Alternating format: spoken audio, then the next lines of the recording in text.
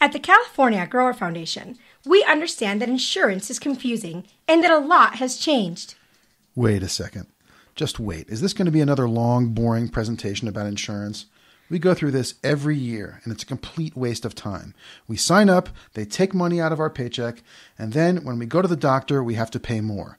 I have work to do, and if I didn't, I'd rather be watching football. Can I finish my sentence? We know insurance has been confusing. We know not all of our employees are using their plans correctly and are spending more money than they need to. That's why we are doing things differently this year. We have made a new presentation for you. It's like an early Christmas present. I wanted an iPhone 6. Are you one of the many people in this country who is confused by insurance? I sure am. Just calm down and we make sure everything is clear. I doubt it. That's what they told me in school, and I never learned algebra. This is easier than algebra, and we don't give you a grade. That's a relief. We will cover how the Affordable Care Act, or the ACA, affects you, how to make sure your insurance costs as little as possible, and how to figure out how much your plan will cost you. I only know 2 things about the ACA. It's the best thing that ever happened to this country, and it's the worst thing that ever happened to this country. The ACA is complicated and controversial.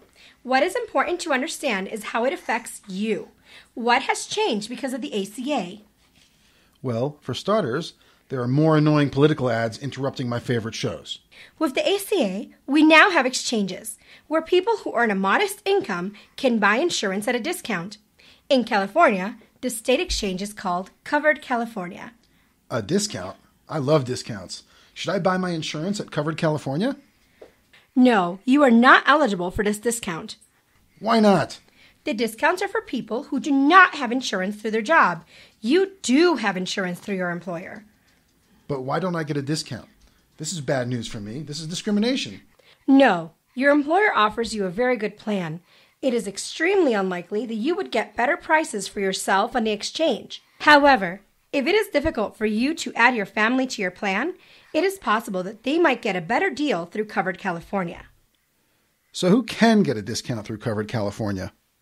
U.S. citizens or legal residents who do not have access to health insurance through their employer and who earn less than $45,960 for an individual, $94,200 for a family of 4, as a couple of examples. Call the number on the slide with questions. So another thing that's new is the famous fine, everybody's favorite. A fine? You mean we have to pay more money? I'll have none left for my iPhone. If you get health insurance, there is no fine. If you do not have health insurance, you will pay a fine when you do your taxes. So if you owe money at tax time, you will owe more. If you are getting a refund, it will be less. But insurance is very expensive. Maybe the fine is less. I'm broke and I never go to the doctor. Maybe I should just pay the fine and be done with it. No, when you pay the fine, you are throwing money out the window. You will never get anything of value for that money. You are just giving more money to the U.S. government. And who wants to do that? When you pay the fine, you get nothing in return. On the other hand, when you pay for insurance, you immediately get something in return. Another thing that is new with the ACA is that all health insurance plans, whether you get your plan through your employer, through the exchange, or through a broker, must cover preventive care. Preventive care? What on earth does that mean? Someone will prevent me from getting care? No, you get preventive care when you are not sick, but you or a family member goes to the doctor for a checkup, for a cholesterol test, for a blood sugar test, for your children's vaccines. These services are called preventive care. Once you have your health insurance, you will pay nothing, not 1 penny more for preventive care that is routine and provided in-network. We'll explain that later. Oh. So, with the ACA, some people can get insurance at a discount through the exchange. I don't qualify, but my family might. You must have insurance or you will pay a fine. I'm getting the insurance. I don't want to throw money out the window. You pay nothing for preventive care. Not even a copay? Maybe I should get a cholesterol test. I eat a lot of Hot Pockets.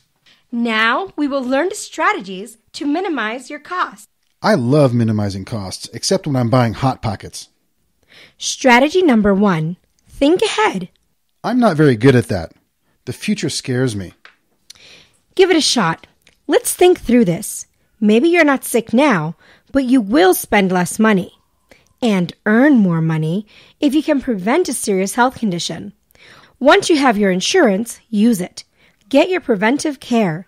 It will cost you nothing, and you may be able to detect a potential health risk in time to head it off. So, if I get the right health care now, while I'm young and strong and manly, I don't have to pay any more money. And there's less chance that I will get sick in the future. Exactly. Strategy number 2, stay in network. What's a network? You mean like the internet? No, doctors who are in network have made an agreement to charge patients who have your kind of insurance less. So they are giving me a discount? Yes, and you are wasting this discount if you go to a doctor who does not offer it. Both you and your insurance pay more when you go to a doctor or hospital that is outside your network. How will I know which doctors are in my network? Check your plan documents or call California Grower Foundation. All this talk about networks has got my wires crossed. Strategy 3, avoid the emergency room. But what if I have an emergency? What if my kid has a fever in the middle of the night? The emergency room is for real emergencies. Many people go to the ER because they are worried and want to know what is wrong. Often, they can get good advice or care by calling a nurse hotline at the number on your screen or by going to urgent care instead. Costs will vary through your CGF plans, but usually the urgent care copay will be around $50 and the ER copay around $200. I could put that money toward my iPhone. Strategy 4. Use generic rather than brand name drugs. But what if my doctor recommends a brand name? Ask why. Tell him you would prefer generic. Ask what research exists that proves there is an advantage to the brand name. Tell him you know that if the FDA has approved the generic drug, it has met the same standards as brand name drugs. But how can I be so rude to my doctor? Maybe he'll get mad and tell me I can't eat Hot Pockets. These questions are not rude. They are smart. The only reasons to use brand name drugs are to support big, expensive pharmaceutical companies and spend more money than you need to. But don't doctors know everything? No, and good doctors appreciate when their patients try to understand their care. In fact, strategy 5 is ask your doctor questions. Sadly, many unnecessary tests and medical procedures get performed. A simple example is x-rays. They're not always necessary, and even when they are, they can cost between $90 and $1,700, depending on where you get them.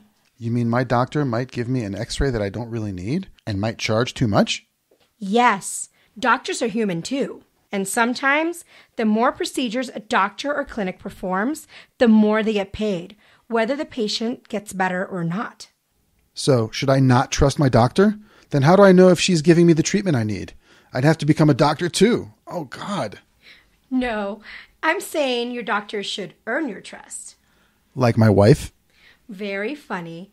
Trust your doctor not simply because she is a doctor, but because you build a good relationship with her and she demonstrates that she is taking good care of you.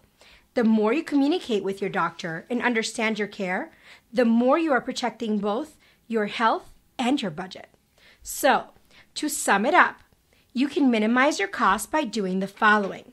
Use your free preventive care. Stay in network. Avoid the ER except when absolutely necessary. Choose generic prescription drugs. Ask your doctor to explain her recommendations. All this sounds great, really. I want to spend less money when I have to go to the doctor or when my wife or kids go, but I still have a question. Good. We love questions. Shoot. So maybe a certain test or procedure wasn't entirely necessary. But what if this test is covered by my insurance anyway? It will make no difference to me if I get a test that wasn't necessary. After all, I won't be the one paying for it, right? It doesn't matter to me if my insurance pays extra for something, right? Wrong. Unnecessary expenses do affect everyone because they cause premiums to increase in future years. And that's not good for anybody. So if money gets wasted when we go to the doctor or the hospital, next year we have to pay more out of our paychecks? Correct. See? You are catching on. I bet you would have learned algebra in school too if you had done your homework. Perhaps. But I think I'm beginning to like insurance better than math. Doesn't it work the same way as my car insurance? When I have an accident and I make a claim, they raise my premiums. Exactly. But in that case, The insurance company is protecting its profits. Watch for the information throughout the year about strategies to keep your medical costs low. Good. I need all the strategies I can get. I mean, this video is okay, but I still want an iPhone for Christmas. But wait a second. I still don't know how much my insurance will cost me. When do we get to that part? Right now, there are two kinds of costs. A, your monthly premiums that are deducted from your paycheck, and B, the cost you pay from your pocket when you get health care. In general, when everyone keeps B as low as possible, you are helping to keep A as low as possible. To figure out what your costs might be if you need health care this year, let's look at a few scenarios. You will need to refer to your plan documents to see what these costs will be for you. Where are my plan documents? Didn't you get them from Human Resources? Oh, probably. In the first example, we're going to imagine that you need health care that costs $3,000. Maybe you broke your leg playing football. Oh no, I'm much too fit for that. Okay, maybe you were riding your bike and got hit by a car. I'm really good on my bike too. The car must have run a red light. Okay, he ran a red light. Anyway, your health care costs $3,000. The first thing we need to consider is your deductible. Look at your plan documents now and see what your deductible is. I see it. For me alone, my deductible is $1,500. Great. So let's fill in $1,500. Now, what is your coinsurance? 20%. Okay, let's fill in 20%. And your out-of-pocket limit? $4,000. Great. So let's figure out the remainder of your costs. You have paid $1,500 as your deductible. That leaves another $1,500 to pay. You will pay 20% of that, or $300. You have not reached your out-of-pocket limit. So, in this scenario, you will pay $1,800 and your insurance will pay the remaining $1,200. That's a really crappy deal. I have to pay more than the insurance company? What am I paying all that money out of my paycheck for? Well, I hope you have gotten all of your preventive care at no additional charge. But okay, good point. In this event, you pay more. But let's say the driver who ran a red light really beat you up and your care costs $25,000. You will pay your deductible and your coinsurance up to your maximum of $4,000. And the insurance will pay all of the remaining costs. So in this case, you are paying $4,000 and your insurance is paying $21,000. Oh. Remember that healthcare in this country can be very expensive. It is not uncommon for surgery and an extended stay in the hospital to cost hundreds of thousands. Say you have cancer. I don't want to have cancer. Nobody does. But say you do. Your care costs $250,000. You would still only pay your $4,000 limit, and the insurance would pay the remaining $246,000. But if I have cancer, I can't work. How will I pay those $4,000? Remember the video at the beginning of the presentation? You will be able to negotiate monthly payments with the hospital. Just like a credit card or car payments? Yes, but without the interest. Wow, this is a lot to remember. But let's see if I've got the main points.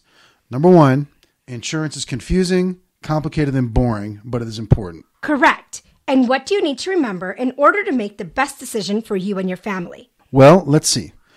Number two, I do need health insurance because paying the fine is just plain foolish. Number three, my employer is offering me a very good plan and I can figure out what my costs are. Number four, I do have the power to keep those costs low in the short term if I go to the doctor or the hospital this year and in the long term. When we make sure we are spending as little as possible, our premiums are less likely to go up. Excellent. You passed the class and get a gold star. I've never gotten a gold star. This is good for my self-esteem. The only other thing to remember is that if you have any further questions, ask. You have the right to understand this information and to get the answers you need. And we are here to help you. Do not be shy. Call or visit us at California Grower Foundation. You owe it to yourself and your family to understand your options and your benefits. Wishing you the best of health and an iPhone.